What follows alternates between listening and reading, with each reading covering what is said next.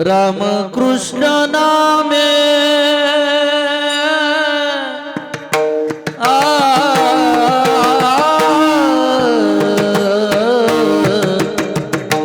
राम कृष्ण नामे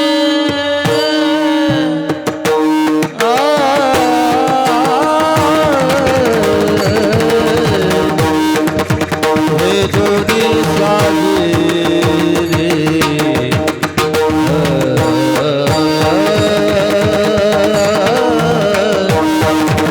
राम कृष्ण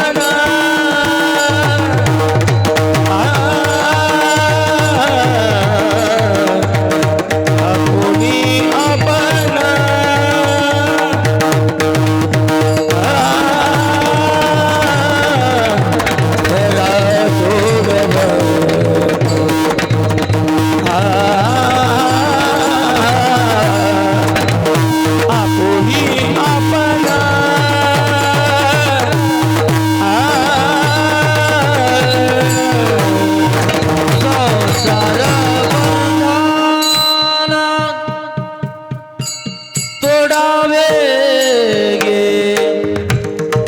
संसार बंधन संसार बंधन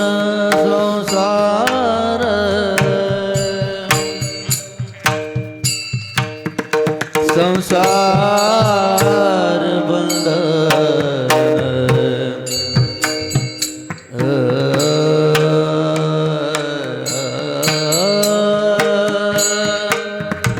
संसार बंधन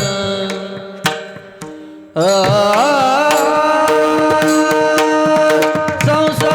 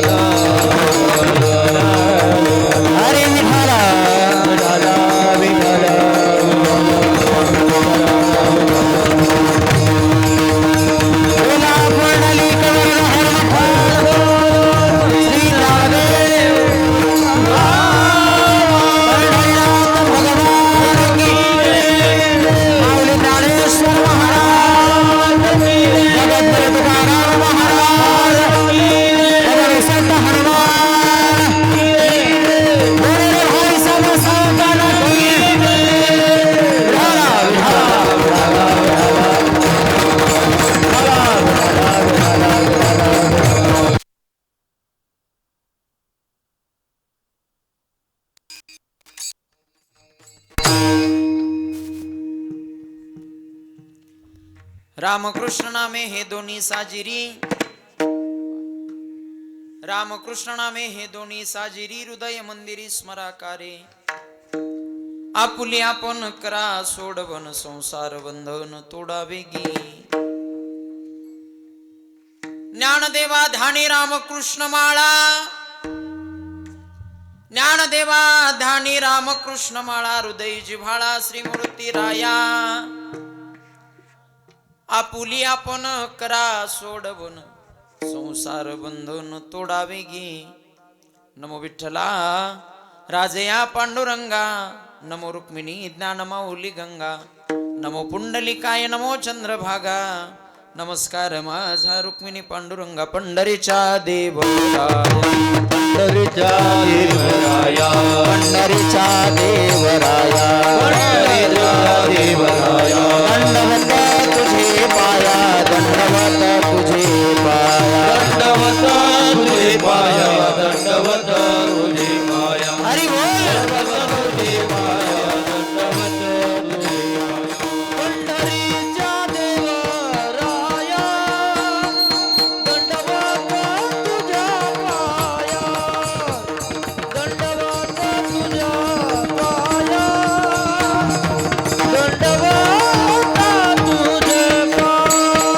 पंढरीच्या देवराया,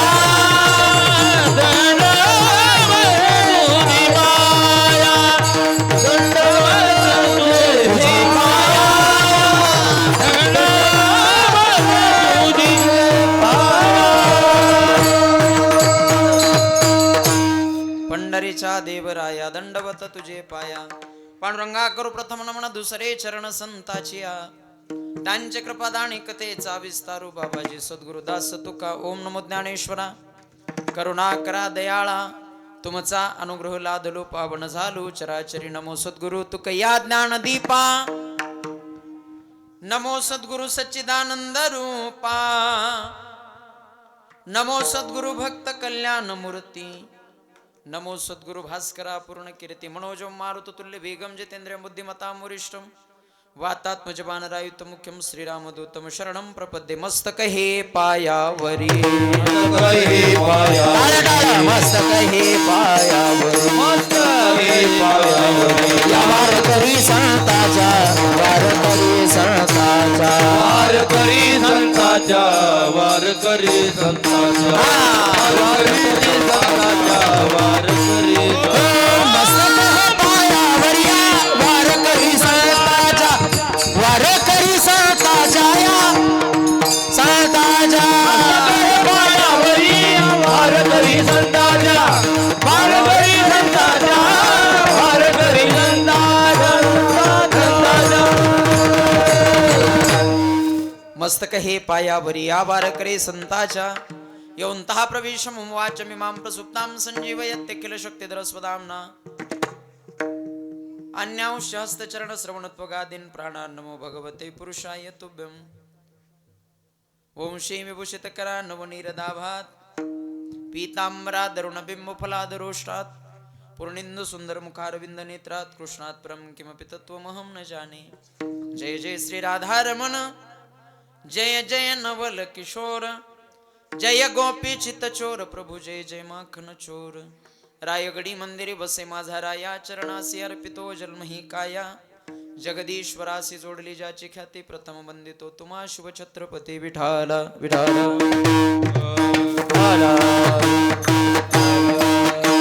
विठाला खाली बसलेले सर्वांनी हाताने डाळे.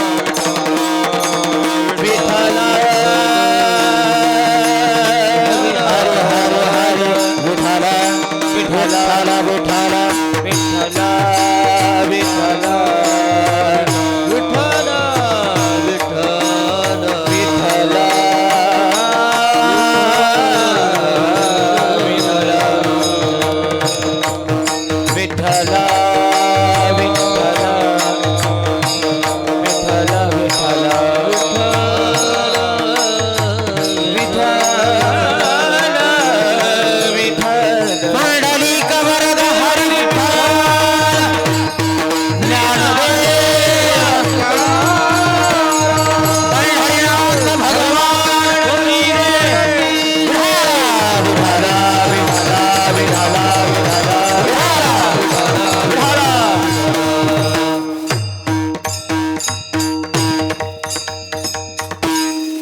कृष्ण नामे हे दोन्ही साजिरी हृदय मंदिरे स्मराकारी आपुली आपण करा सोडवण संसार बंधन तोडावेगी प्रस्तुत प्राप्त प्रसंगी कीर्तन रूपी सेवेकरिता निवडलेला अभंग अखिल कोट ब्रह्मांड नायक राजेदाज महाराज योगीराज सचित आनंद स्वरूप अकारण करुणावरून आले भक्तवांच्या कल्पतरू जगत आधार भगवान श्री पंढरीश पांडुरंग परमात्म्याचे लाडके लढिवाळ भगवत भक्त साधकांचे मायबाप योग्यांची माऊली अलंकापूर निवासी महावैष्णव माऊली ज्ञानोबा यांचा आजचा जो अभंग आहे, आजच्या अभंगामध्ये महावैष्णव माऊली ज्ञानोबा आपल्याला देवाची दोन नावं साजरी सांगतात. कोणती कोणती दोन नाव? रामकृष्ण नामे ही दोन्ही साजिरी. या भूमंडळामध्ये देवाची दोन नावं साजरी आहेत. मग महाराज काय करायचं तर हृदय मंदिरे स्मराकारे, ही जी देवाची दोन साजरी नावं आहेत ती तुम्ही तुमच्या हृदय मंदिरामध्ये स्मरा. स्मरल्याच्या नंतर काय होईल तर या भवसागरातून तुमची सुटका होईल. आपुली आपण करा सोडवण. पण सुटका करत असताना त्याच्यासाठी एक नियम आहे. म्हणजे काय नियम आहे तर संसार बंधन तोडावेगी. या भवसागरातून तुमची सुटका होईल पण त्याच्यासाठी तुम्हाला संसार नावाचं बंधन वेगानं तोडावं लागेल. साधकांना प्रश्न विचारला ज्ञानोबा तुम्ही आम्हाला सांगताय, तुम्ही आम्हाला उपदेश करताय, पण हा उपदेश फक्त आम्हालाच आहे की तुम्ही सुद्धा तुमच्या जीवनात हे आचरणात आणलं? त्याचं उत्तर ज्ञानोबाराने अभंगाच्या 3ऱ्या चरणात दिलं. ज्ञानोबाराय म्हणतात हे मी फक्त तुम्हाला सांगत नाही तर मी सुद्धा माझ्या ध्यानामध्ये रामकृष्ण नावाची माळा जपली. अभंगाचं शेवटचं चरण ज्ञानदेवा ध्यानी रामकृष्ण माळा हृदय जिव्हाळा श्रीमूर्तीराय. अभंगाचा सरळ सोपा भावार्थ विठाला विठाला विठाला विठाला. सेवेला सुरुवात करण्यापूर्वी अल्पसा परिहार. आज हा जो कीर्तनाचा सुंदर असा सुयोग घडून आलेला आहे. झालं का? लागलं? त्याचं निमित्त सर्व ग्रामस्थांना माहिती आहे तरी सुद्धा सांगणं वक्त्याचं आद्य कर्तव्य आहे. आज आपल्या गावातील भगवान श्री पंढरीश परमात्म्याच्या मालकाच्या मंदिराचा हा वर्धापन दिन आहे. मला असं वाटतं हे 26वे वर्ष आहे. 1999 ला स्थापना झाली. पाहता पाहता आज तब्बल 26 वर्ष झाले भगवंताचं हे सुंदर मंदिर आपल्या गावामध्ये झालेलं आहे. आणि या भगवंताच्या वर्धापन दिनानिमित्त माझ्याकडे आलेली कीर्तनाची सेवा आहे. आमच्या बाळूभाऊंनी मला फोन केला. मला म्हणे महाराज तुम्ही कीर्तन करता का? म्हणलं कीर्तन नाही करून का ऊसतोडीला धाडता का? नाही का? देवानं आमच्याकडे दिलेलं हे काम आहे. आणि त्यांच्या फोनने तुम्हा सर्व ग्रामस्थांचा आलेला दर्शनाचा योग आहे. आज कीर्तन सेवेसाठी ज्यांची उपस्थिती आहे महाराष्ट्रातील सर्व दिग्गज कलाकार मंडळी, त्यामध्ये आता ज्यांनी सुंदर चाल गायली श्री हरिभक्तीपरायण रामेश्वरजी महाराजांसाठी एकदा जोरदार टाळी वाजवा. त्याचबरोबर अगदी त्याच तोला मोलाची ज्यांनी त्यांना गायनाची साथ केली चालीसाठी, ज्यांनी पाठीमागं चाल गायली, महाराजांचं काय नाव? बजरंग गुरुजी. एकदा गुरुजींसाठी जोरदार टाळी वाजवा. त्याचबरोबर पलीकडे माईकवरती असणारे आमचे गायनाचार्य संगीत विशारद बबन महाराज, पलीकडे राजू महाराज, गावातलेच तुम्ही राजू महाराज. वा, विनेकरी बाबासाठी जोरदार टाळी झाली पाहिजे. आमचे विनेकरी बाबा आहेत. इकडे माईकवरती संभाजी महाराज आणि स्वतः आमचे बाळूभाऊ सुद्धा आहेत. आणि विशेष आज आपल्या या कीर्तनासाठी महाराष्ट्रातील फार दिग्गज मृदंगाचार्य या ठिकाणी उपस्थित आहेत. अगदी कमी वयामध्ये संपूर्ण महाराष्ट्रभर ज्यांचं नाव आहे. मूर्ती लहान पण कीर्ती महान असं म्हणायला काही हरकत नाही. आमचे रोहनजी गुरुजी महाराजांसाठी एकदा जोरदार टाळी वाजवा. त्याचबरोबर इकडं अगदी त्याच तोला मोलाची साथ आहे. दोन्ही मृदंगवादक असे चपळ आहेत. ते म्हणतात ना गोरे आहेत, गोरे दोन्ही पण आहेत, पटावरचे गोरे आहेत. अगदी त्याच चपळतेनं तसंच मृदंग वादन ज्यांचं आहे आमचे महादेव महाराज आहेत. एकदा त्यांच्यासाठी जोरदार टाळी. आणि आपल्या या सुंदर कार्यक्रमाचं प्रक्षेपण ज्यांच्या चॅनलवरती चालू आहे, बाप माणूस चॅनलचं नाव बघा किती सुंदर आहे, बाप माणूस. म्हणजे मीडिया क्षेत्रामध्ये ज्यांना बाप नावाची पदवी गाठली आहे, उच्चांक गाठलाय, ते आमचे लखन भैया आहेत. एकदा त्या लेकरासाठी जोरदार टाळी वाजवा. सर्व नियोजन अतिशय सुंदर आहे. आणि माझा आवाज तुमच्यापर्यंत पोहोचवण्याचं काम जे करतात ते आमचे सिस्टीमवाले भाऊ आहेत. तुमचे सुद्धा खूप खूप आभार. आता कोणाचं नाव राहिलं असेल तर 2 हात 3रं मस्तक. विठाला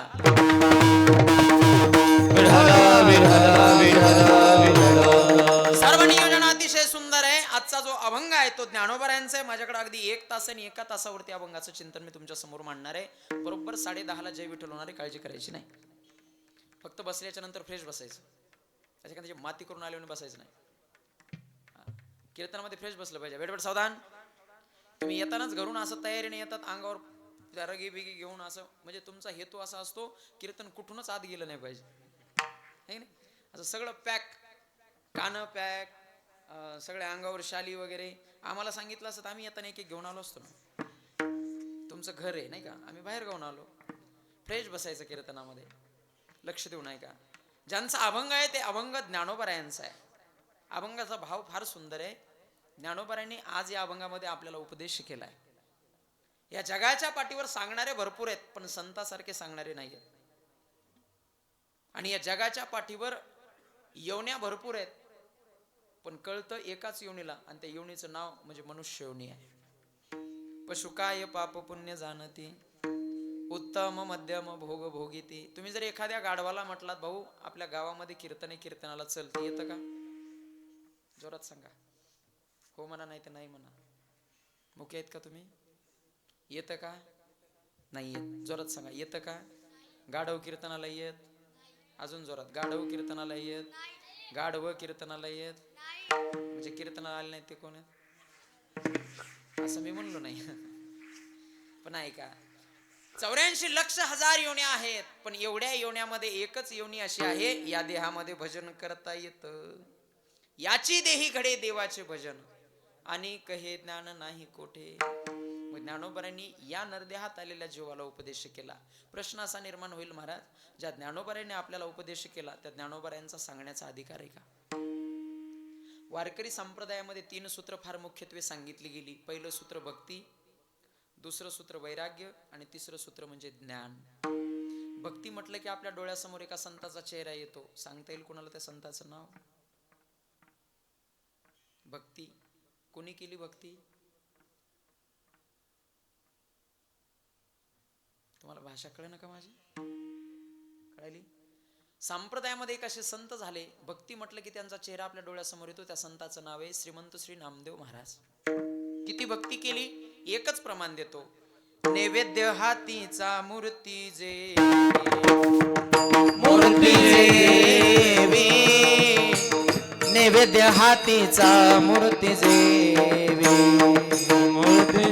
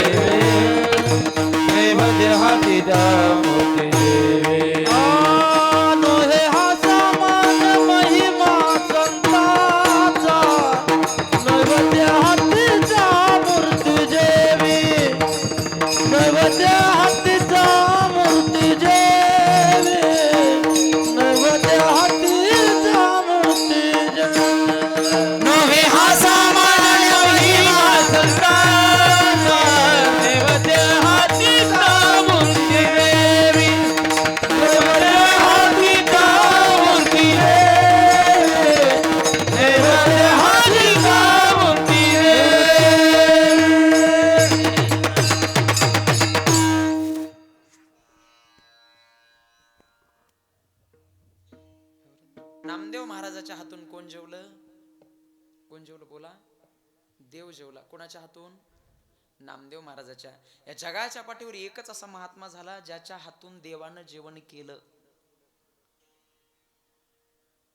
तुम्ही म्हणसाल महाराज आमच्या हातून देव का जेवत नाही? आपली देवाची भक्ती कशी आहे? नामदेव महाराज देवाच्या समोर गेले, नैवेद्याचं ताट ठेवलं आणि देवाला विनंती करू लागले, घेऊन आलो नैवेद्याला एक तरी घे घास विठ्ठला. देवाला विनंती करू लागले. देव काय खाईने गेला. नामदेव महाराजाला वाटलं प्रेमानं सांगून याला जमना. नामदेव महाराज देवाच्या समोर गेले, म्हणले ए विठ्ठला, आत्ताची आता खाल्लं तर बरे, म्हणत इथंच तुझ्या समोर डोकं फोडून घेतो. देवाला भीती वाटली. जगाचा मालक विटेवून खाली आला आणि नामदेव महाराजाचा नैवेद्य खाल्ला. म्हणून नैवेद्य हातीचा मूर्ती जेवी. नामदेव महाराजाच्या हातून देव जेवला, आपल्या हातून का जेवत नाही? त्याचं कारण आहे आपली भक्ती कशी आहे. तुमच्याकडे बैलपोळ्याचा सण असतो का? असतो भाऊ? हळू. बैलपोळ्याचा सण. बैलपोळ्याच्या सणाच्या दिवशी आपण खायला काय करतो? बोला. पुरण पोळ्या. पुरणाच्या पोळ्या करतो. आपल्याला जी खायची पुरणाची पोळी तिच्यात पुरण किती असतं महिला मंडळ? असं एवढं एवढं. आणि इमानदारीने सांगायचं, जी देवाला दाखवायची, खाऊ घालायची नाही बाबा, दाखवायची, तिच्यात पुरण किती? का देवाला एवढं चालत नाही का?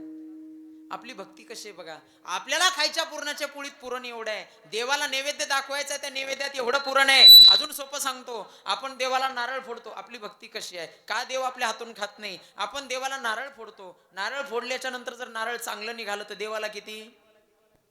एवढाच कुटका. आणि जर नासकं निघालं तर घालतो या मड्यावर. असंच म्हणतो ना. सगळं नारळ देवाला देतो कधी? नासकं निघाल्याच्या नंतर. आणि चांगलं निघाल्यावर आपण घेऊन येतो. ही आपली भक्ती आहे. आणि ती नामदेव महाराजाची भक्ती होती. नामदेव महाराजाच्या हातून देव जेवला. अजून दुसरं प्रमाण द्यायचं तर नामदेव महाराजासाठी साक्षात जगाच्या मालकाचं देऊळ फिरलं. फिरविले देऊळ जगा माझी ख्याती, नामदेवा हाती दूध प्याला, नामदेवा हाती दूध प्याला, नामदेवा हाती दूध प्याला. फिरविले देऊळ जगा माझी ख्याती,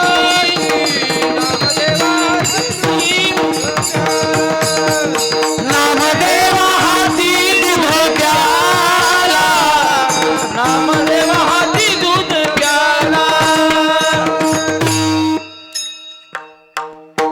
टाळी वाजवा एकदा. फिरविले देऊळ जगा माझी ख्याती, नामदेवा हाती दूध प्याला. मला सांगायचंय, भक्ती केली नामदेव महाराजानं. आता दुसरं सूत्र सांगतो, वैराग्य. वैराग्य म्हटलं की एका संताचा चेहरा आठवतो. त्या संताचं नाव आहे श्रीमंत श्री जगद्गुरु तुकोबाराय. किती वैराग्य. दुष्काळ पडला. दुष्काळामध्ये लोक अन्नासाठी तरसून मरू लागले. लोकांना खाण्यासाठी काही नव्हतं. तुकोबारायनं ज्यावेळेस हे कळालं, तुकोबारायने गावात दवंडी पिटवली. म्हणजे ज्यांच्या घरी धान्य नाही त्यांनी तुका सावकाराच्या घरून धान्य घेऊन जाणं. गावातल्या लोकांनी दवंडी ऐकली आणि सगळे लोक पळाले तुकोबारायांच्या घराकडे. वैराग्य सांगतो, लक्ष देऊ नका. पाहता पाहता तुकोबारायांच्या घराकडे आले. तुकोबारायांच्या घरामध्ये धान्यानं भरलेल्या कणग्या होत्या. कणग्या माहितीये का? कणग्या माहितीये का तुम्हाला? काय ठेवतात कणग्यामध्ये? बाया नाही ना. हा, काय ठेवतात? धान्य. बरोबर आहे. धान्य साठवण्यासाठी जुन्या काळामध्ये कणगी असायची. अशी कणगी कणगी. त्या कणग्या होत्या. तुकोबारायांच्या घराकडे ते लोक आले. तुकोबारायानं त्या कणग्यातलं धान्य मोकळं केलं आणि लोकांना सांगितलं, ज्याला जेवढं लागतंय त्यांना तेवढं घेऊन जा. लोकांनी विचार केला नाही. पाहता पाहता तुकोबारायांच्या घरातली धान्याची सगळी कोठार रिकामी झाली. काही सुद्धा शिल्लक राहिलं नाही. परिणाम काय झाला? तुकोबारायांची स्वतःची पत्नी अन्नासाठी तरसून मेली. स्त्री एका अन्नान्न करता मेली. स्त्री एका अन्नान्न करता मेली. दुष्काळे आटीला द्रवेला मान, दुष्काळे आटीला द्रवेला मान, स्त्री एका अन्नान्न करता मेली.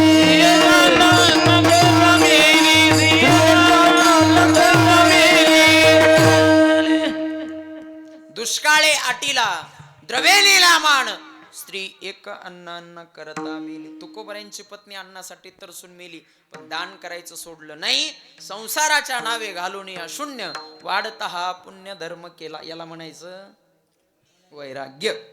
बोलू नका त्याची. भक्ती झाली. 2 नंबर वैराग्य झालं. आता सगळ्यात महत्वाचं अभंगाचं लॉक म्हणजे ज्ञान. ज्ञान म्हटलं की बोला ज्ञानेश्वर महाराज. ज्ञान म्हटलं की ज्ञानोबाराय. भक्ती म्हटलं की नामदेव महाराज. वैराग्य म्हटलं की तुकोबाराय. आणि ज्ञान म्हटलं की ज्ञानेश्वर महाराज. आपल्याला ज्ञानोबारायांचा सांगण्याचा अधिकार आहे का नाही हे मी तुम्हाला पटवून देतोय. किती ज्ञान आहे? तुम्ही सागर पाहिलाय? समुद्र पाहिलाय? फोटोमध्ये किती मोठा आहे? फार मोठा आहे. ज्याची गणना करता येत त्याला काय म्हणतात? सागर. त्या सागराची ज्ञानोबारायाच्या ज्ञानाला उपमा आहे. ज्ञानाचा सागर सखा माझा ज्ञानेश्वर ज्ञानाचा सागर सखा माझा ज्ञानेश्वर ज्ञानाचा सागर सखा माझा ज्ञानेश्वर ज्ञानाचा सागर सखा माझा ज्ञानेश्वर ज्ञानाचा सागर सखा माझा ज्ञानेश्वर सखा माझा ज्ञानेश्वर सखा माझा ज्ञानेश्वर हे ज्ञानाचा सागर सखा माझा ज्ञानेश्वर सखा माझा ज्ञानेश्वर सखा माझा ज्ञानेश्वर.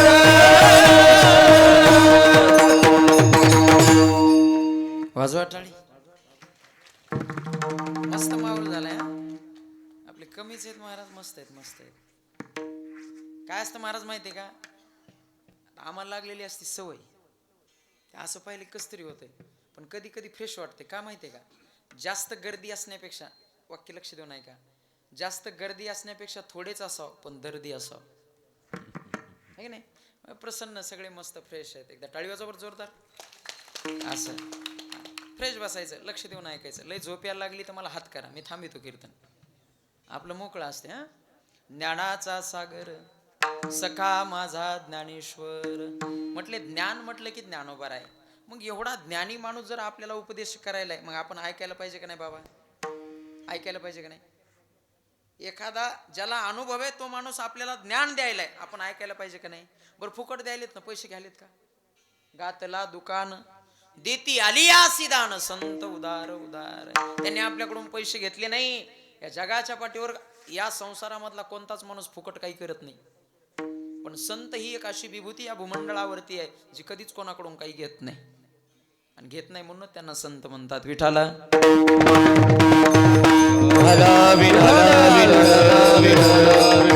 ज्ञानोबा आपल्याला ज्ञान देतात का, कारण ज्ञानोबारायाकडे ज्ञानाचा सागर आहे. अजून दुसरा भाव सांगतो, ज्ञानोबाराय आपल्याला उपदेश का करतात. एक सोपा प्रश्न मी तुम्हाला विचारतो बघा. संसारामध्ये आपल्या घरामध्ये आपण लहान असताना जिच्यावर सगळ्यात जास्त प्रेम करतो तिला काय म्हणतात बाळा. वैभव ना, अथर्व. अथर्व, तुला घरात कोण आवडतं रे बाळा. आई आवडते का पप्पा. आई आवडते. तुला कोण आवडतं रे बाळा. आई पप्पा दोन्ही सांगितले त्यानं. हुशार आहे हुशार आहे. हा, त्याला वाटलं आई म्हणावं तर पप्पाला राग येईन. ठीक नाही, आई पप्पा दोन्ही आवडतात. बरं आई पप्पा पेक्षा जास्त आई आवडते का पप्पा आवडतात. बाबू ते माया पुढचं आहे. ते लय हुशार आहे महाराज. ऐक ऐक इकडे बघ इकडे बघ. ए बाळा ऐक, या गावामध्ये एकच लेकरू आहे का हो. एकच लेकरू आहे का. ते बिचारे एकटंच येऊन बसले कीर्तनाला, त्याच्यासाठी टाळी वाजवा एकदा. ए बिल्या, ए मोकळं बिंदास सांग. आई आणि पप्पा, माझ्याकडे लक्ष दे, प्रश्न नीट ऐक. आई आणि पप्पा या दोघांमध्ये जास्त तुला आई आवडते का पप्पा आवडतात. आई पप्पा दोघच, या दोघांमध्ये जास्त कोण आवडतं. आई आवडते का पप्पा. हा, हे उत्तर पाहिजे होतं मला. कोण आवडतं. आई का आवडते, कारण बाप हानितो, दांडकच काढितो. काही झालं की आई आवडते. ऐका ऐका, त्याचंच नाही आपल्या सगळ्यांचं सांगतो. तुम्ही लहान असते वेळी तुम्हाला घरामध्ये कोण आवडायचं. आई आवडायची. प्रत्येकाला आई आवडते का, कारण आई आपल्यावर प्रेम करते. मला सांगायचंय, ज्ञानोबरायांचा आपल्याला सांगण्याचा अधिकार आहे का नाही. आई आपल्यावर प्रेम करते, आई आपल्याला आवडते. अजून एक प्रश्न विचारणार आहे. जुन्या काळामध्ये आई या शब्दासाठी एक फार सुंदर भाव होता, फार सुंदर शब्द होता. त्या शब्दाचं नाव सांगता येईल कोणाला. जुन्या काळातले लोक आईला काय म्हणायचे. असं काय म्हणायचे. वा, तुम्ही लक्ष देऊन ऐकत आहे. काय म्हणायचे. माय. संसारामध्ये आपण जिच्यावर प्रेम करतो तिचं नाव माय आहे. का, कारण ती आपल्यावर प्रेम करते. अजून सोपं सांगू का. संसारावरती प्रेम करत असताना संसारातली आवडती व्यक्ती म्हणजे आपली माय आहे. तशी वारकरी संप्रदायात एक माय आहे. ज्ञानाबाई माझी अनाथाची माया. ज्ञानाबाई माझी अनाथाची माया. एका जनार्दनी पाय वंदित असे.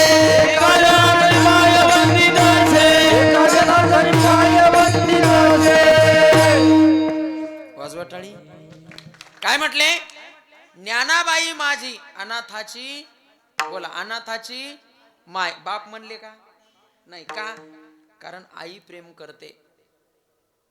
मला सांगायचं एवढंच, जर संप्रदायात आपल्याला प्रपंचामध्ये जी आपल्याला आवडते, ज्याच्यावर आपण प्रेम करतो, ती माय आहे. वारकरी संप्रदायामध्ये सुद्धा एक माय आहे. आपल्या आईनं आपल्याला सांगणं चुकीचं आहे का बरोबर आहे? कळते ना तुम्हाला? तुमच्या आईनं तुम्हाला उपदेश करणं चुकीचं आहे का बरोबर आहे? बरोबर आहे. मग ज्ञानोबाराय आपली आई आहे, मग ज्ञानोबारायने आपल्याला सांगणं बरोबर आहे का चुकीचं आहे? बरोबर आहे. म्हणून ज्ञानोबाराय सांगतायत विठाला,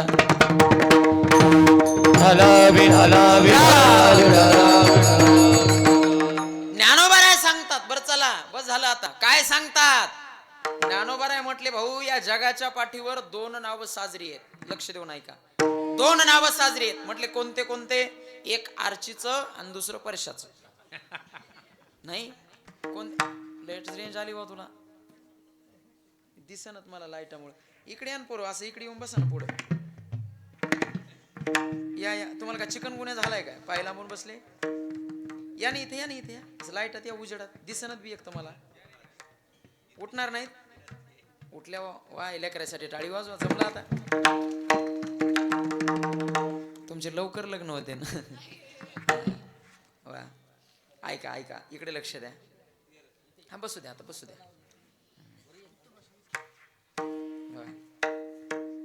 आले आले.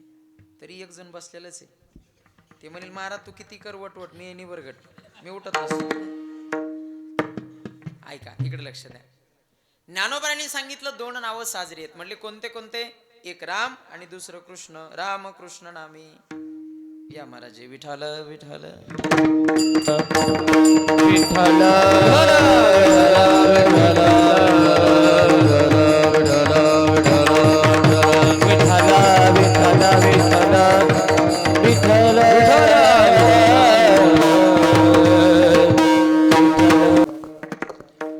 आता ज्यांचं आगमन झालंय महाराष्ट्रातले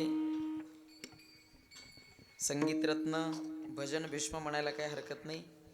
आमच्या वारकरी संप्रदायातील एक फार मोठं रत्न आमचे विष्णू महाराज तांदळीकर गुरुजी या ठिकाणी आलेले आहेत. एकदा त्यांच्यासाठी जोरदार टाळी वाजवा. त्याचबरोबर श्री भक्तिपरायण आमच्या परिसराचं वैभव आमचे वानखेडे ना, अमोल महाराज वानखेडे, एकदा गुरुजींसाठी जोरदार टाळी वाजवा. कुठं होतो आपण?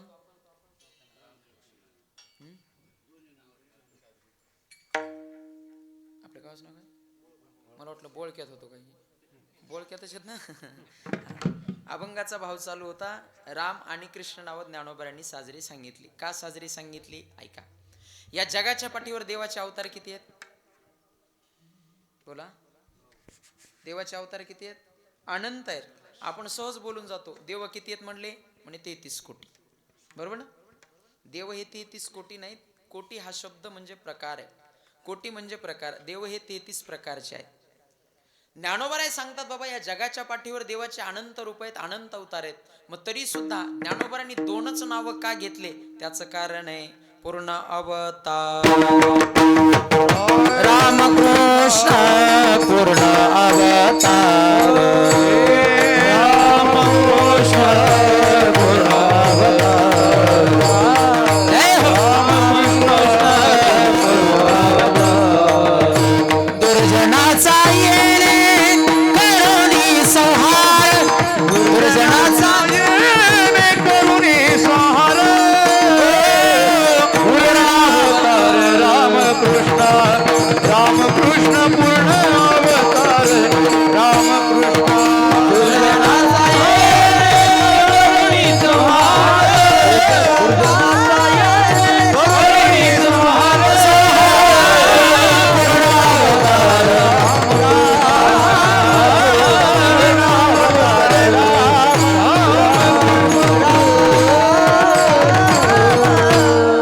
वाजवा टाळी. प्रमाण झालं की टाळी वाजवाजा. काय म्हटले महाराज? तो पूर्ण अवतार रामकृष्ण. दुर्जनाचा येणे करुणी संहार. पूर्ण अवतार रामकृष्ण. ज्ञानोबाराय सांगतात, बाबा देवाचे किती का अवतार होईनात, पण या जगाच्या पाठीवर 2च अवतार पूर्ण झाले. 2च अवतार पूर्ण झाले. एक फार सुंदर दृष्टांत सांगतो, लक्ष देऊ नाही का. एकदा अकबर आणि बिरबल दोघे जण फिरत फिरत निघाले आणि जात असताना एका फुलबागेमध्ये ते गेले. ती बाग होती गुलाबाच्या फुलाची. अकबर आणि बिरबल चालत चालत गेले आणि बिरबलानं सहज त्या बागेकडे पाहिल्याच्या नंतर बिरबल गेला, एक त्या बागेतलं गुलाबाचं फुल तोडलं आणि अकबराच्या हातात दिलं. अकबरानं ते फुल नाकाजवळ नेलं. त्याला त्याचा सुगंध एवढा आवडला. त्या अकबरानं बिरबलाला सांगितलं, इथून पुढं माझ्या सगळ्या राज्यामध्ये जेवढी शेती आहे त्या शेतीमध्ये एकच फुल पिकलं पाहिजे. म्हणे कोणतं? गुलाबाचं. सगळीकडे गुलाबच लावा. आता राजा बोले, दल हाले, दौंडी पिटवली. म्हणे इथून पुढे आजपासून प्रत्येकाच्या शेतामध्ये एकच फुलाचं झाड दिसलं पाहिजे, गुलाबाचं. दौंडी पिटवली. पाहता पाहता सगळ्या गावात बातमी पोचली. लोकायला टेन्शन आलं. म्हणे सगळ्या शेतामध्ये जर गुलाब लावायचा तर खायचं काय? माती. ज्वारी लागल, गहू लागल, धान्य तर पिकवावं लागल आणि सगळीकडे गुलाब लावायचा म्हणल्यावर खायचं काय? सगळे लोक मिळून बिरबलाच्या जवळ गेले. बिरबला म्हणले, बिरबला, अकबरानं हे आदेश दिलाय खरे, पण सगळ्या शेतामध्ये जर गुलाब लावला तर आम्ही खाणार काय? बिरबल म्हणला, काही काळजी करू नका. बिरबल दुसऱ्या दिवशी अकबराच्या जवळ गेला. लक्ष देऊ नाही का. त्या अकबराच्या जवळ गेला आणि अकबराच्या हातावरती एका अत्तराच्या बाटलीतला थेंब टाकला. लक्ष देऊ नाही का. अत्तराच्या बाटलीतला एक थेंब अकबराच्या हातावर टाकला. म्हणे हात चोळा. त्यानं चोळला. म्हणे घ्या वास. घेतला.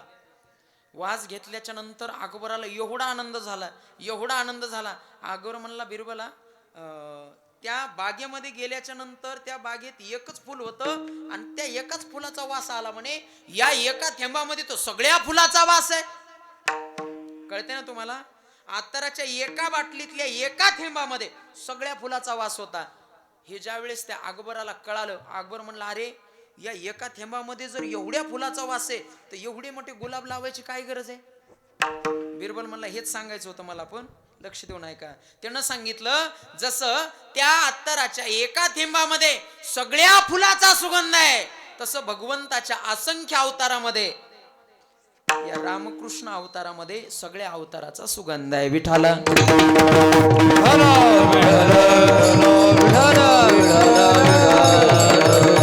काय अवतार पूर्ण.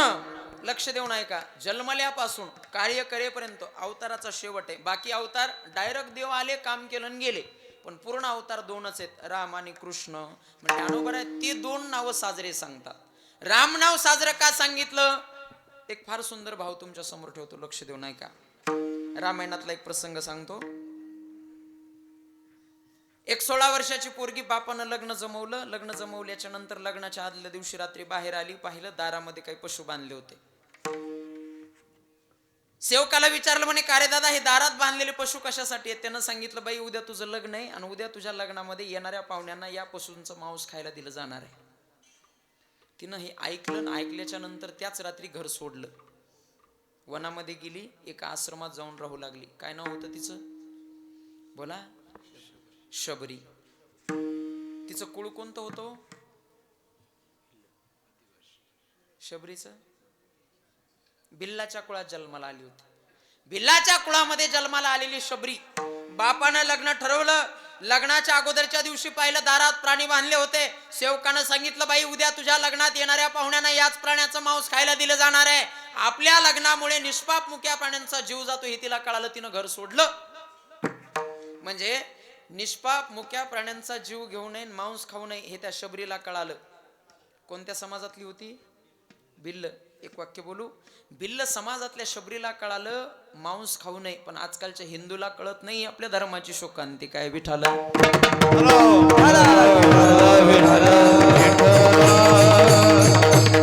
वनामध्ये गेली ती शबरी. आश्रमात गेली एका ऋषीच्या.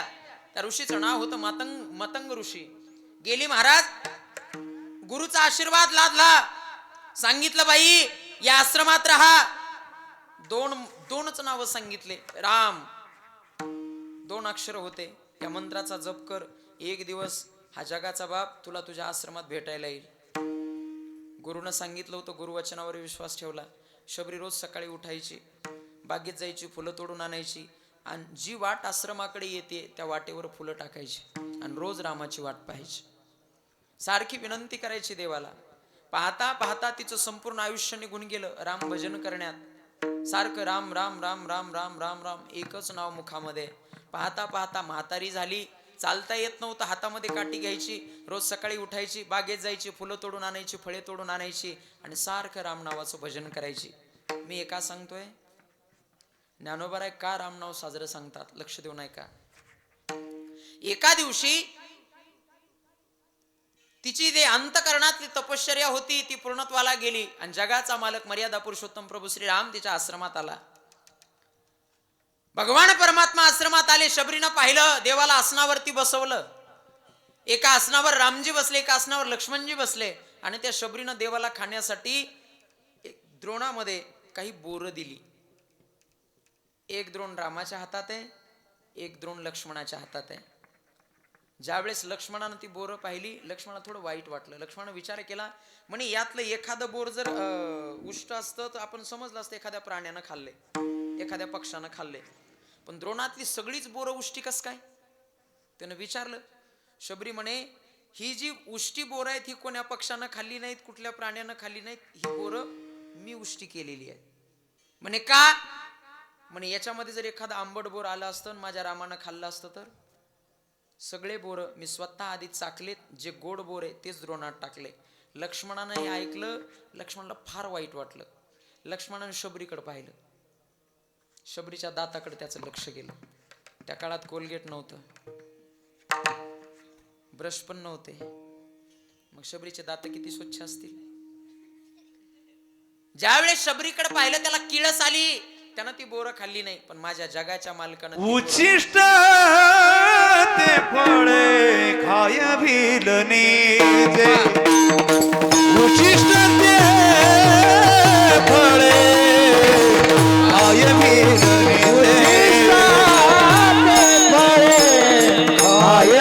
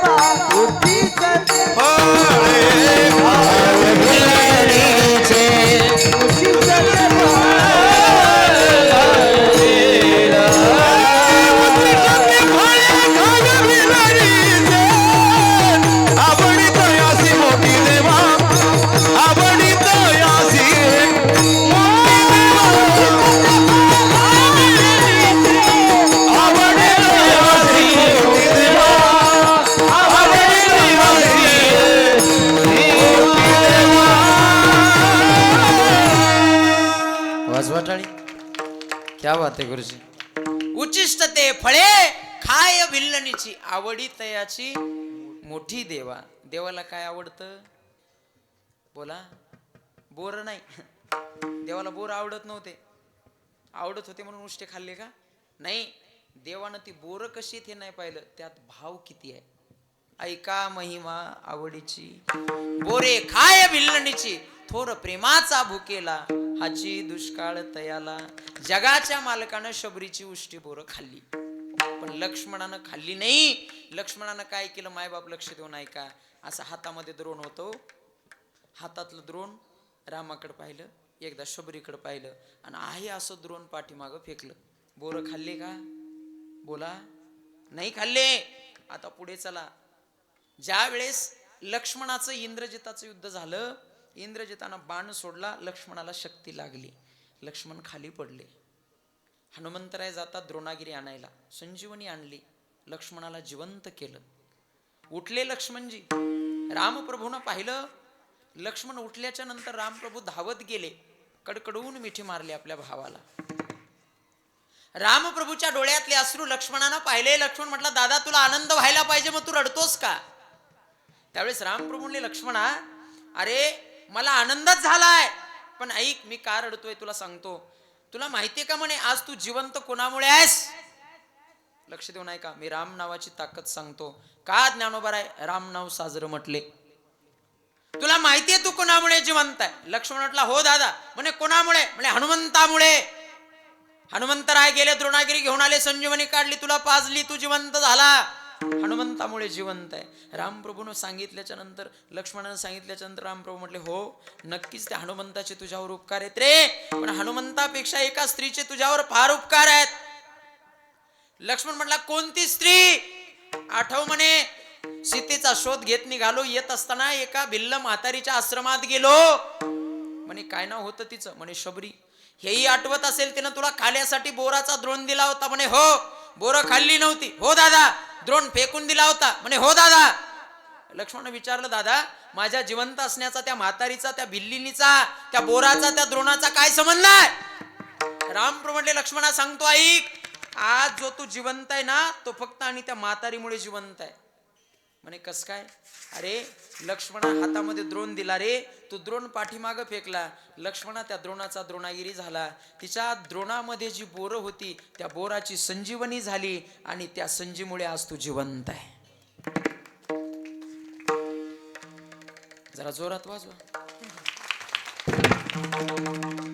माझा दृष्टांत संपला. पटपट उत्तर द्या. लक्ष्मण कोणाचा अवतार आहे? तुम्ही असं पाकिस्तानातून आले कोण पाहिले माझ्याकडे? तर असं मोकळं बोला ना. लक्ष्मण कोणाचा अवतार आहे? शेषाचा अवतार आहे. शेष म्हणजे सोप्या भाषेत लक्ष्मण कोण आहे? देव आहे. लक्ष्मण कोण आहे? देव आहे. त्या देवाला जिवंत करण्याचं सामर्थ्य एका सामान्य स्त्रीच्या बोरामध्ये. कळतं ना तुम्हाला? कोण्या स्त्रीमध्ये? शबरीमध्ये. लक्ष्मण देव आहे, लक्ष्मणाला जिवंत करण्याचं सामर्थ्य एका सामान्य स्त्रीच्या बोरात आहे. मायबाप एक सोपा प्रश्न आहे, पटकन सांगायचं. त्या स्त्रीनं असं काय केलं होतं की तिच्या बोरामध्ये एवढी ताकद आली? बोला. राम नावाचं भजन. अरे राम नावाचं भजन केल्यानंतर एक सामान्य स्त्री देवाला जिवंत करण्याचं सामर्थ्य जर ठेवू शकते, तर ज्ञानोबारांनी का म्हणू नये? रामकृष्ण नामे हे दोन्ही सारे, रामकृष्ण नामे हे दोन्ही सारे, रामकृष्ण नामे हे दोन्ही सारे, रामकृष्ण नामे हे दोन्ही सारे.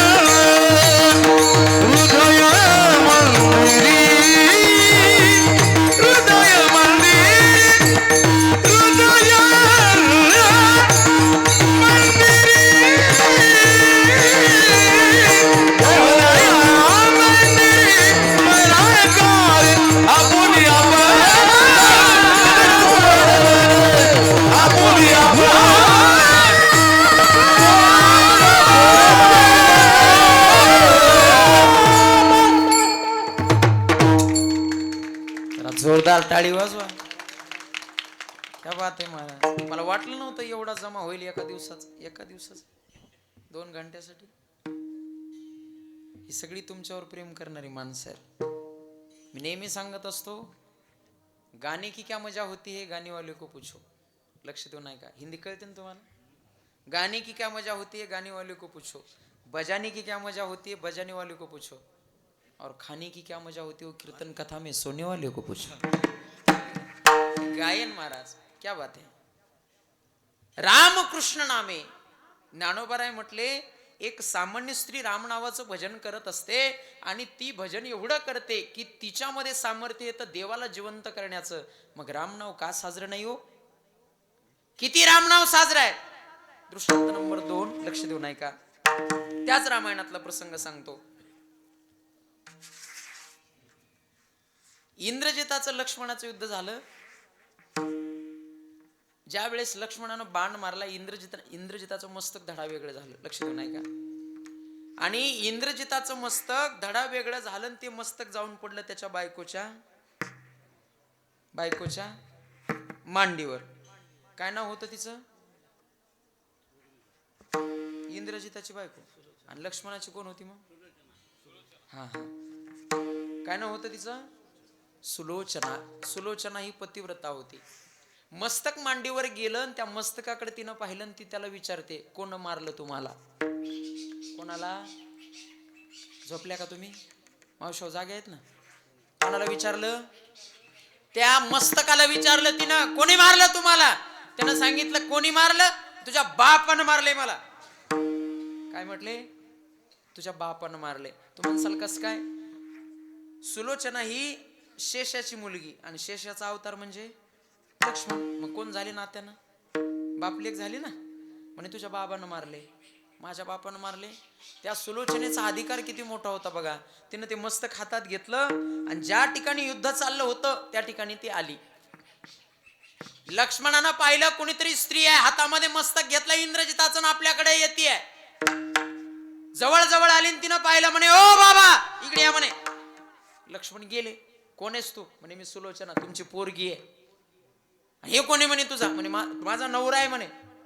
लक्ष्मणाला टेन्शन आलं. लक्ष्मण म्हटला तुझा नवरा, तू माझी पोरगी, म्हणजे नात्यानं कोण झाला तो? जावई. लक्ष्मणाला टेन्शन. लक्ष्मण म्हटला जावयालाच मारलं, आपल्या पोरीच्या कपाळाचं कुंकू आपण पुसलं. काय म्हणणं आहे तुझं? सुलोचना म्हणे काय म्हणणं आहे? माझा नवरा मला जिवंत पाहिजे. कोण म्हणते? ऐकताय ना? माझा नवरा मला जिवंत पाहिजे. लक्ष्मण धावतच गेला रामप्रभूकडं. म्हणला दादा आपल्याकडून फार मोठं पाप झालं. म्हणे काय झालं? अरे आपल्याकडून आपला जावाई मेला, आपल्या पोरीच्या कपाळाचं कुंकू आपण पुसलं, स्वतःची पोरगी विधवा केली. कोण्या बापाला असं वाटतो आपल्या हातून आपला जावाई मराव, आपल्या पोरीचं कपाळाचं कुंकू पुसाव? लक्ष्मण रामाकडे गेले. रामानं सांगितलं काय म्हणते ती? म्हणे काही नाही, पोरगी म्हणते मला माझा नवरा जिवंत पाहिजे. आता पोरगी म्हणते म्हटल्यावर रामाला वाटलं करावंच लागल. लक्ष्मणानं विचार केला करायचं, जावायला उठवायचं. इंद्रजिताला उठवण्याची तयारी चालू झाली. लक्ष देऊ नाही का? सगळे 18 पद्म वानर त्या ठिकाणी बसले होते. सर्वजण त्या ठिकाणी एकत्र बसले होते. इंद्रजिताचं ते पार्थिव आणलं, मस्तक तिथं ठेवलं आणि त्याला उठवण्याची तयारी चालू झाली. तेवढ्यामध्ये आमचा शेपटीवाला बाबा आला. कोण? हनुमंतराय आले. म्हटले काय चाललंय? काय नाही म्हणे इंद्रजिताला उठवायची तयारी चालू. हनुमंतरायनं कपाळाला हात आणला. म्हणे याला एकदा मारण्यासाठी 14 वर्ष उपाशी राहावं लागेल. बरोबर नाही? इंद्रजिताला एकदा मारण्यासाठी लक्ष्मणाला किती दिवस उपाशी राहावं लागले? 14 वर्ष. आता पुन्हा 14 वर्ष कोण उपाशी राहणार आहे? याचा खटका इथंच दाबावं लागेल. म्हणे हे जर उठला तर एकाला सुधरू देत नाही.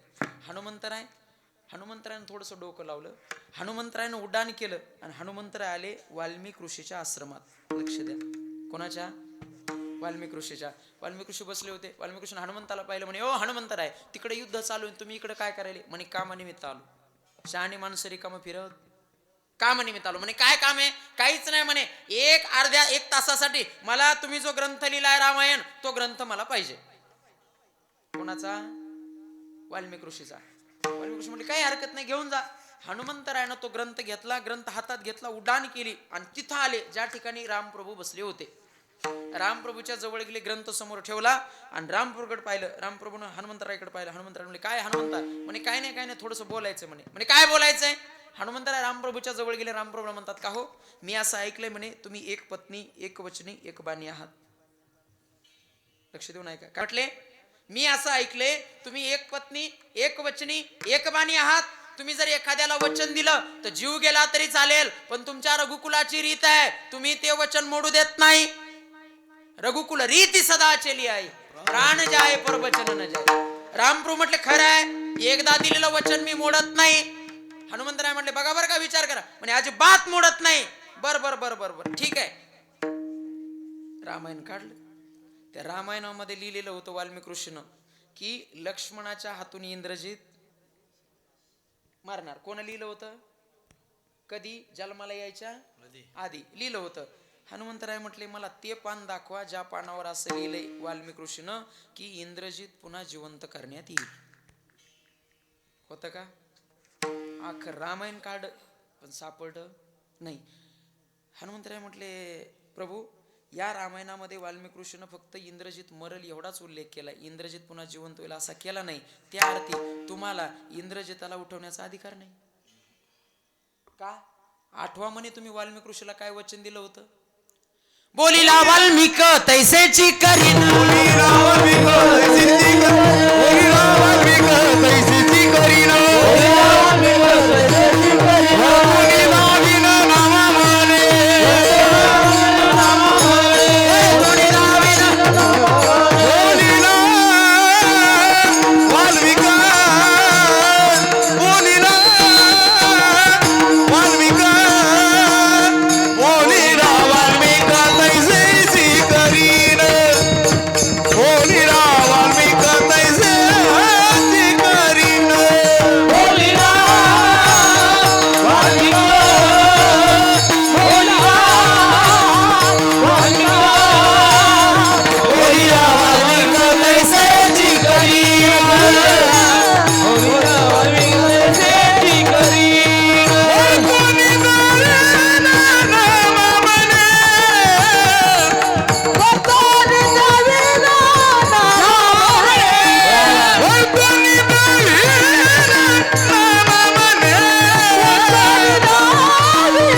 नामा म्हणे, बोलिला वाल्मिक, बोलिला वाल्मिक, बोलिला वाल्मिक तैसेची करीन, बोलिला वाल्मिक तैसेची करीन, बोलिला वाल्मिक, बोलिला वाल्मिक, बोलिला वाल्मिक तैसेची करीन, बोलिला वाल्मिक तैसेची करीन.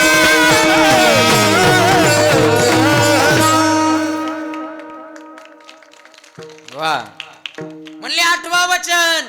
म्हणले आठवलं. काय वचन आहे?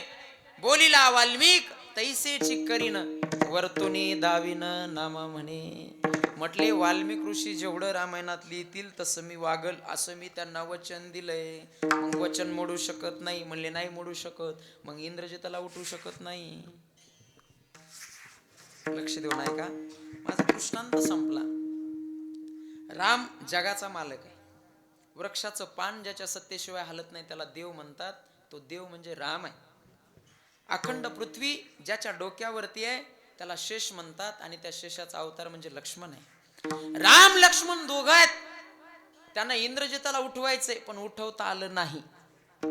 देवाला सुद्धा स्वतःची इच्छा पूर्ण करता आली नाही. कशामुळं? वाल्यामुळं. त्या वाल्यानं असं काय केलं होतं? काय केलं होतं? बोला. राम नावाचं भजन केलं तर देवाला सुद्धा स्वतःची इच्छा पूर्ण ठेवावी लागली, पूर्ण करता आली नाही. एवढी ताकद राम नावाची आहे. म्हणून ज्ञानोबाराय म्हणतात, रामकृष्ण नामे हे दोन्ही साजे, रामकृष्ण नामे हे दोन्ही साजे, रामकृष्ण नामे हे दोन्ही साजे, रामकृष्ण नामे हे दोन्ही साजे.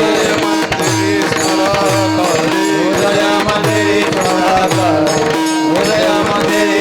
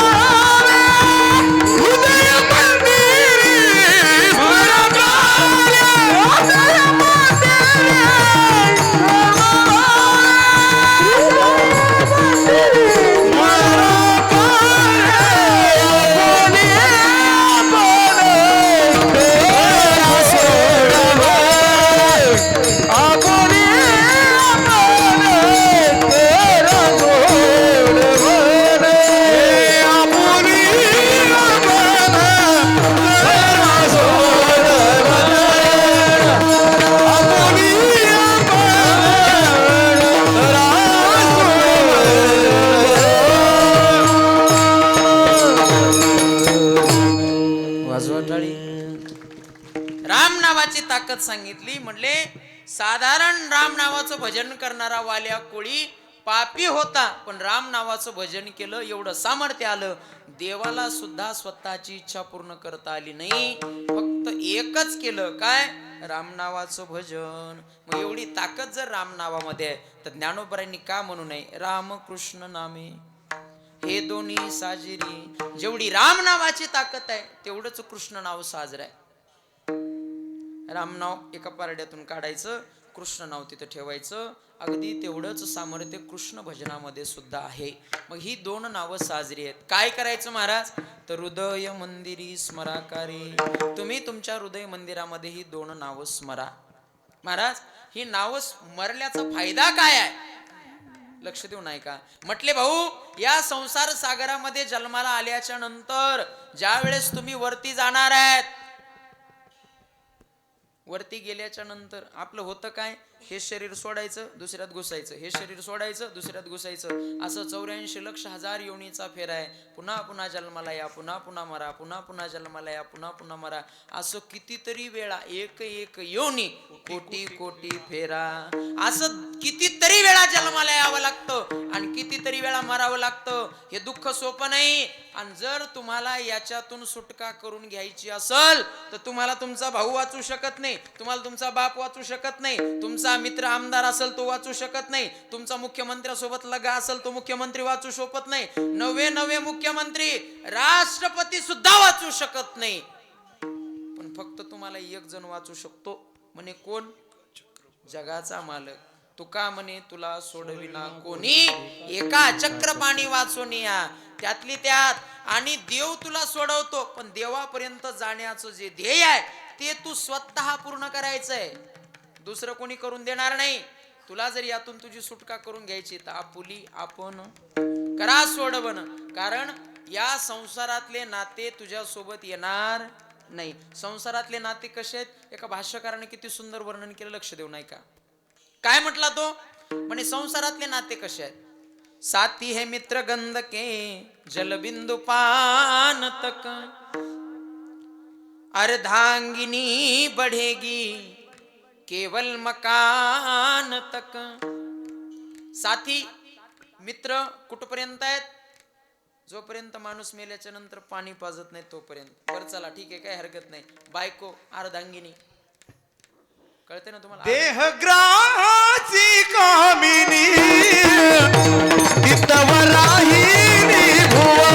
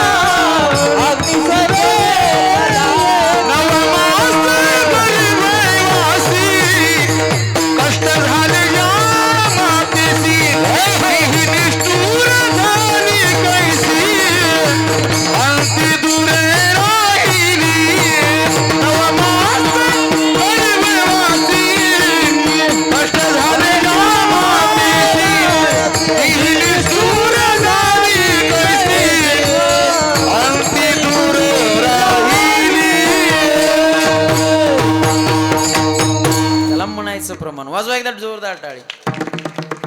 देहग्रहाची कामिनी तितव राहिली भुवनी.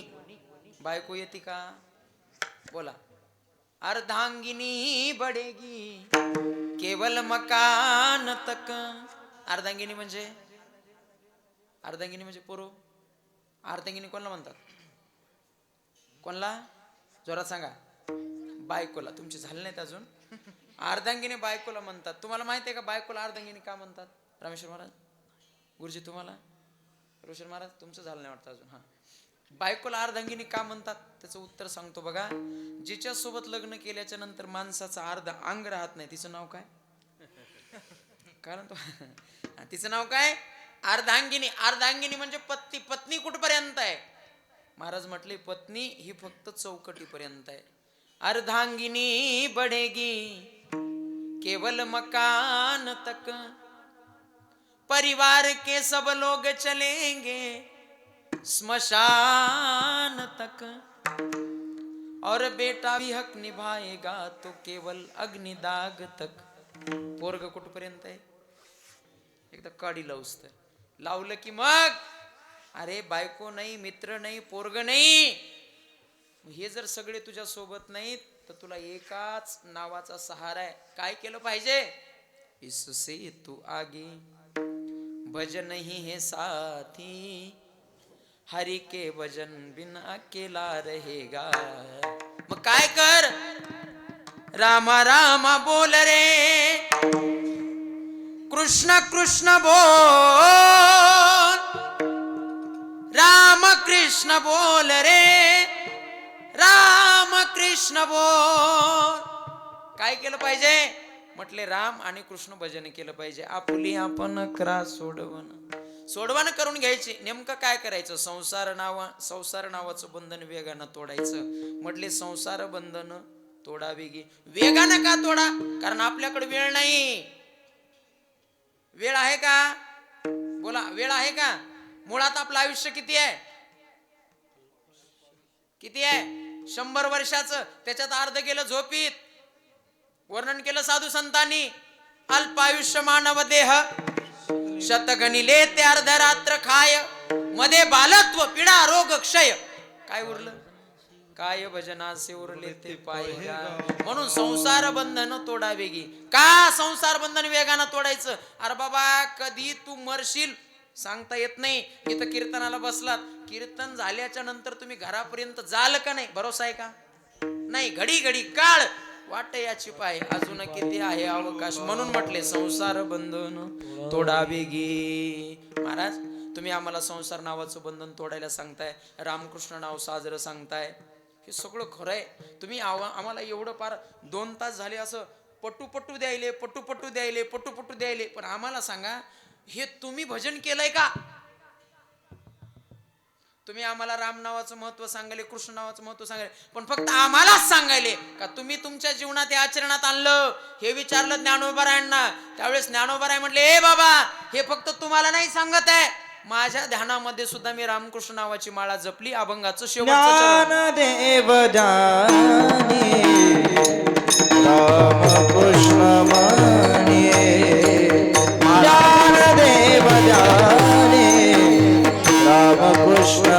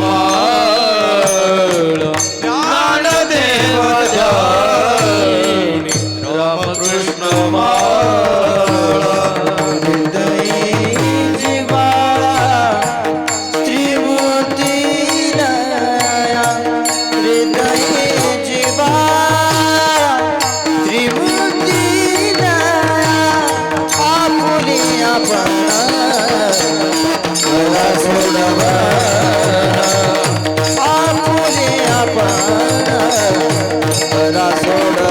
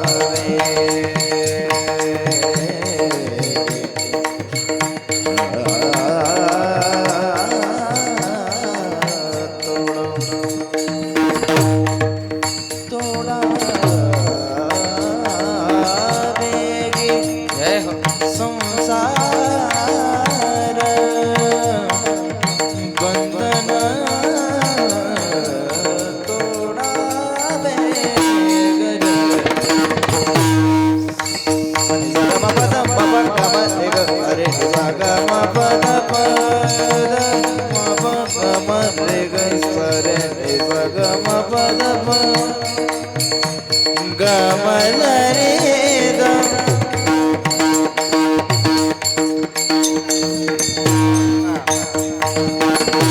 गमदरी सगमदनी सारे दवा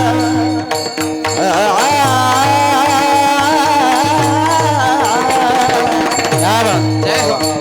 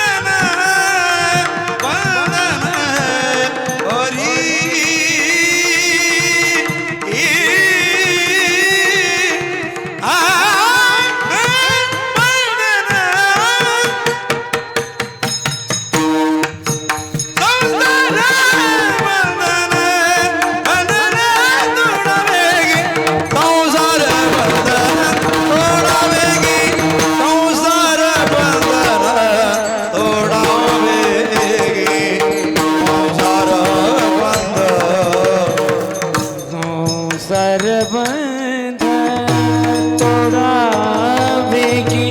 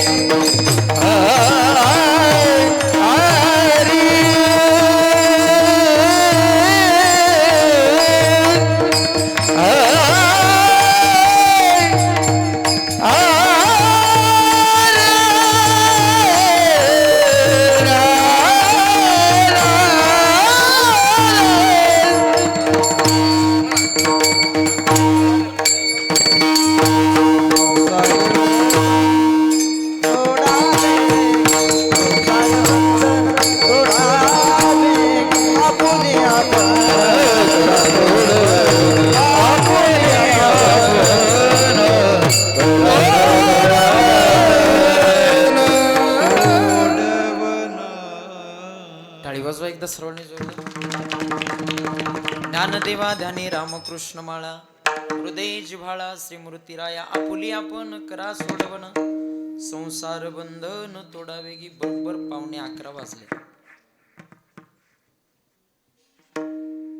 आपलं कीर्तन 9:15 सुरू झालं. बरोबर 11:15. 2 तासाचं असतं त्याला कीर्तन म्हणतात, 3 तासाचं असतो त्याला पिक्चर म्हणतात, रातभर असतो तो कोण म्हणलं तमाशा, जागर असतो रात्र.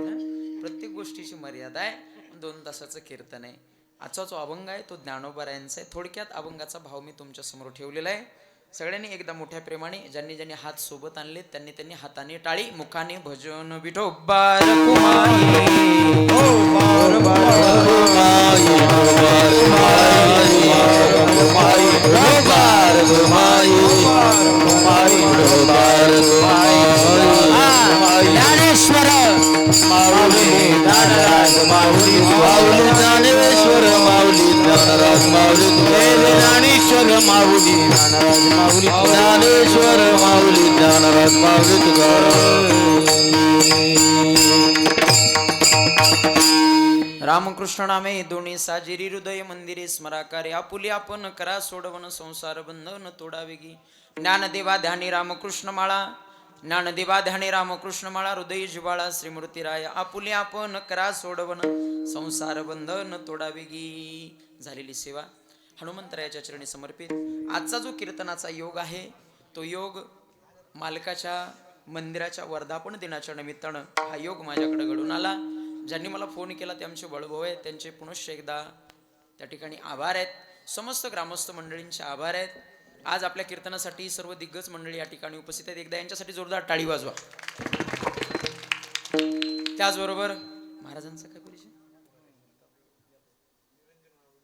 निरंजन महाराज महाराजी सुद्धा या ठिकाणी आलेले आहेत. आणि विशेष टाळी आमच्या या लेकरासाठी वाजवा एकदा.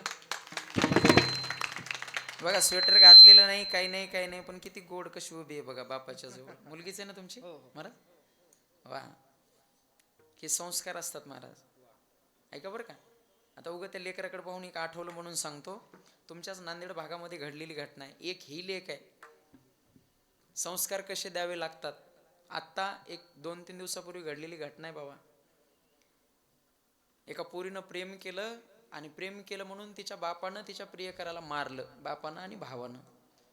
जन्मदात्या बापाला ती पोरगी म्हणते यानं माझ्या प्रियकराला मारलं, याला फाशी द्या. कोणाला कोणाला? बापाला. कोण म्हणते? पोटची पोरगी. बापाला फाशी द्या. कोणासाठी? या 3 वर्षात आलेल्या गाबड्यासाठी. माझा कुठला जातीला विरोध नाही, पण प्रेम केलं म्हणून बापानं त्या मुलाला मारलं. ठीक आहे, जातीपात आडवे आले असेल, काही धर्म आडवा आला असेल म्हणून बापानं मारलं, पण त्या पोरीचं कितपत म्हणणे योग्य आहे बापाला फाशी द्या म्हणून? अरे 20 वर्ष झालं तुझं वय आहे.